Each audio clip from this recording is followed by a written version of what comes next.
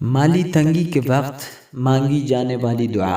حضرت عبداللہ ابن مسعود رضی اللہ عنہ سے روایت ہے کہ رسول اللہ صلی اللہ علیہ وسلم کے پاس ایک مہمان آیا۔ آپ صلی اللہ علیہ وسلم نے کھانا لانے کے لیے ایک آدمی کو اپنی ازواج مطہرات کے پاس بھیجا، لیکن ان میں سے کسی ایک کے پاس بھی کھانا نہ ملا۔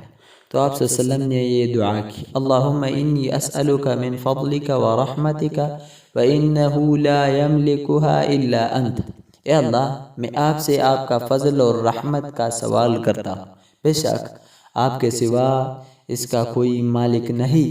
چنانچہ آپ صلی اللہ علیہ وسلم کے پاس بھنی ہوئی بکری کا تحفہ لایا گیا، تو آپ صلی اللہ علیہ وسلم نے فرمایا: یہ اللہ کا فضل ہے اور ہم اسی کی رحمت کا انتظار کرتے ہیں۔